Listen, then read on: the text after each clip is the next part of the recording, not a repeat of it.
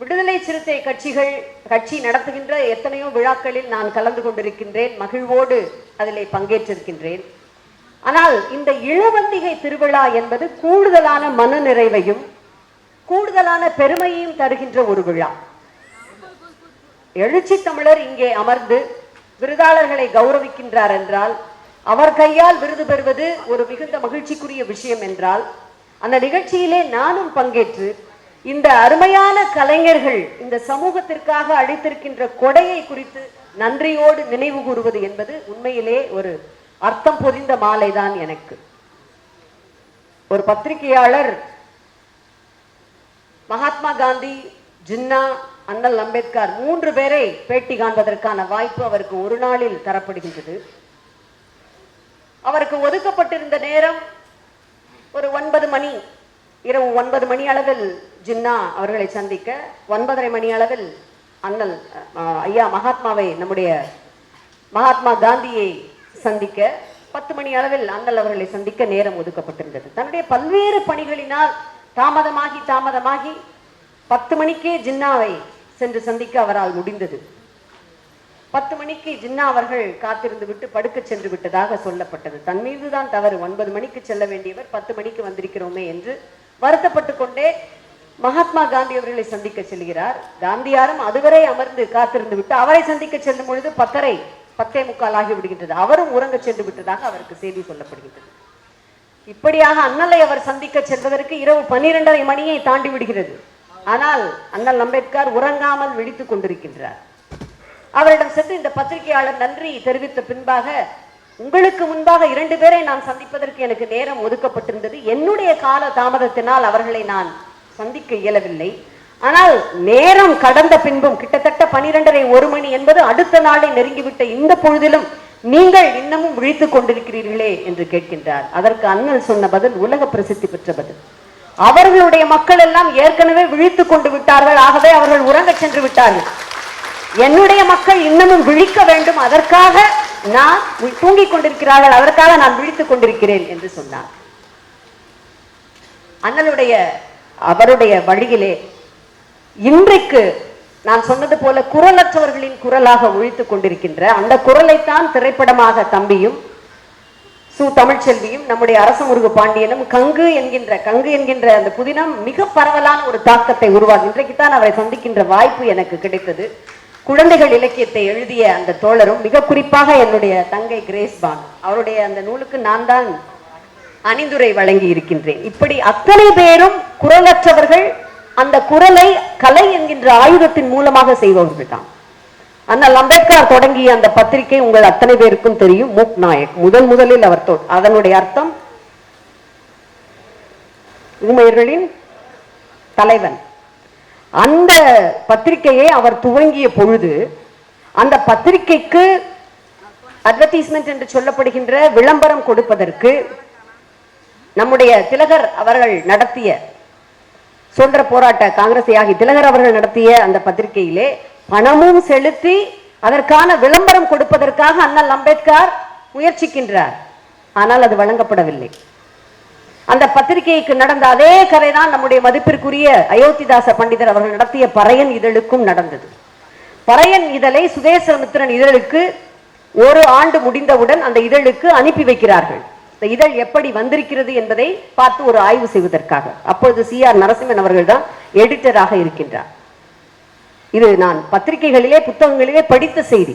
அவருடைய மேசையின் மீது பறையன் இதழ் வைக்கப்பட்டிருக்கின்றது. அதை கைகளிலே கூட எடுத்து பார்க்காமல், எழுதுகின்ற கோல் இருக்கின்றது அல்லவா, குச்சி, எழுதுகோலினுடைய அந்த பேனா முனையை தொட்டு திருப்பினார் என்று சொல்லுகின்ற அளவிற்கு நம்முடைய சமூகத்தின் மேல் அழுத்தப்பட்ட அந்த ஒரு அடையாளம் இருந்தது. ஆனால் நாம் அத்தனை பேரையும் நாம் ஒருங்கிணைந்து கற்றுக்கொள்வோம், கற்பிப்போம், போராடுவோம். இன்றைக்கு தட்டி எழுப்பி ஒன்றாக இணைத்துக் கொண்டு செல்பவர் நம்முடைய எழுச்சி தமிழர் அவர்கள்தான்.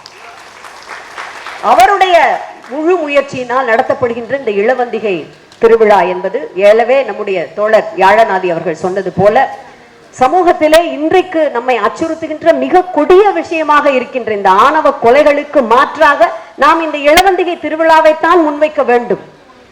காதல் நம்மோடு கடந்து நம்முடைய ரத்தங்களிலே இருந்திருக்கின்ற, காலந்தோறும் தொன்று தொட்டு நம்முடைய இதயங்களில் வருகின்ற ஒரு உணர்வு. சங்க காலத்தில் இருந்தெல்லாம் உதாரணங்களை சொன்னார்கள். மகாகவி பாரதியாரும் சொல்லி இருக்கின்றார், காதல் ஒருவனை கைப்பிடித்தே என்று. நாம் அறியாத விஷயம் கிடையாது.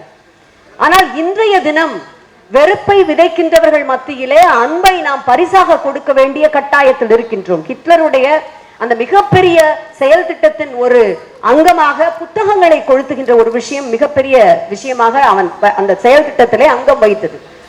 பெர்லின் நகரத்திலே இருக்கின்ற அத்தனை புத்தகங்களையும் கொளுத்தி எரிக்கப்பட்ட பொழுது மாற்றாக அந்த பெர்லின் நகரத்தை சார்ந்த மக்கள் மாற்றாக முன்வைத்தது மென்மேலும் புத்தகங்களை எழுதுவதைத்தான், மென்மேலும் புத்தகங்கள் மூலமாக அன்பை போதிப்பதுதான்.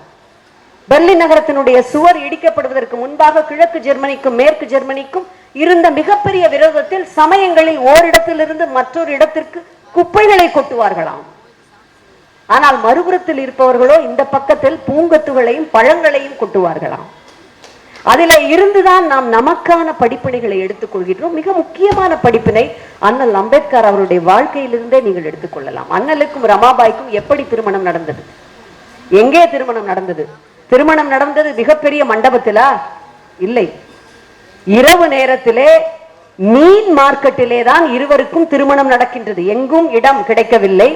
அந்த மீன்கள் வியாபாரம் முடிந்த பிறகு அந்த மர மேடைகள் ஒதுங்க வைக்கப்பட்டு சுத்தம் செய்யப்பட்டு ஒரு மேடையிலே நம்முடைய அன்பிற்குரிய அண்ணியா ரமாபாய் அவர்களும் அண்ணல் அவர்களும் இன்னொரு மேடையிலே அமர்ந்து அவர்களுக்கான மனம் முடிக்கப்பட்டது.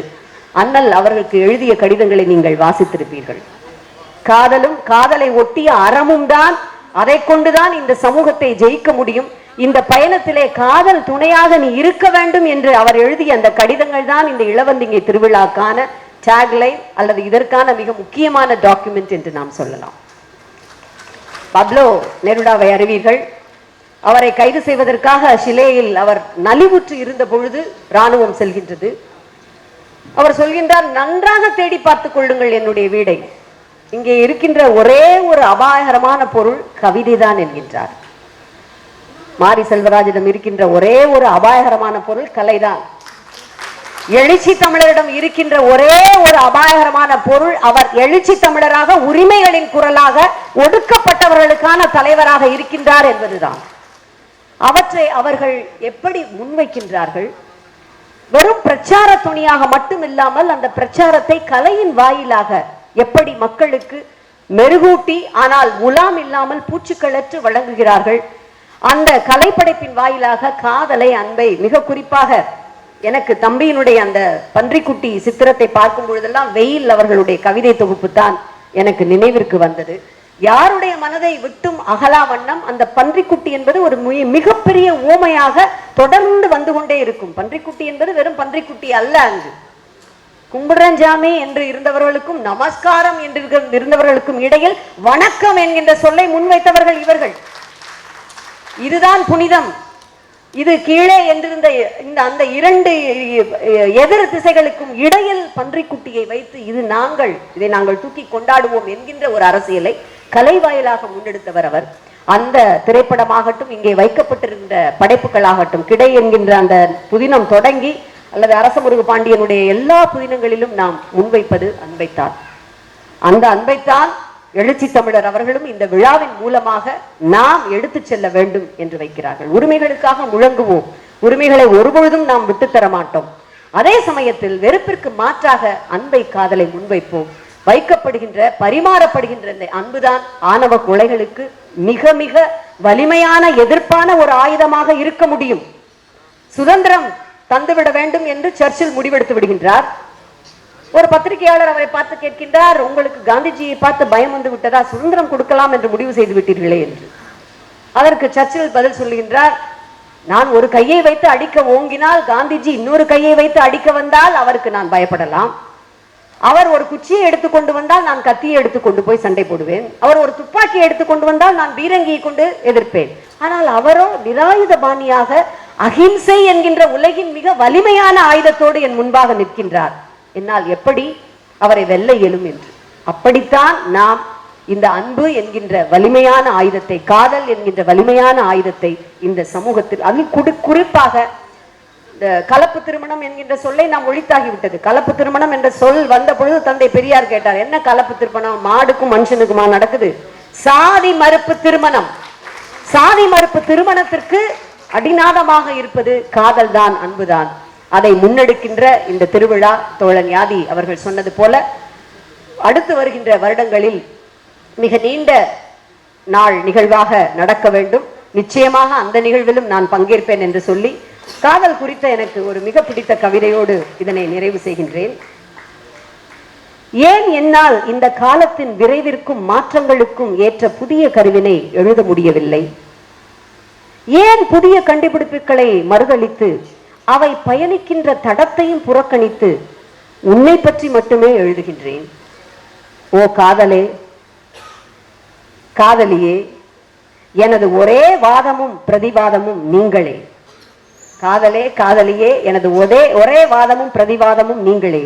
என்னால் முடிந்ததெல்லாம் ஆதி உணர்வான உன்னை சமீபத்திய புதிய வார்த்தை என்னும் அழகு ஆடைகளால் அலங்கரித்து அதில் தோற்பதுதான்.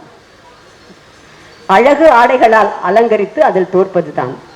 ஏற்கனவே தீர்ந்து போனவற்றை மறுபடியும் தீர்ப்பது, எழுதி தீர்ப்பது, எழுதியே தீர்ப்பது. ஆனாலும் என்ன, சூரியன் தினமும் பழையதும் புதியதும் தானே. என் காதலும் அப்படித்தான். சொன்னதை சொல்வது புதிதாய் தீராததாய். நன்றி.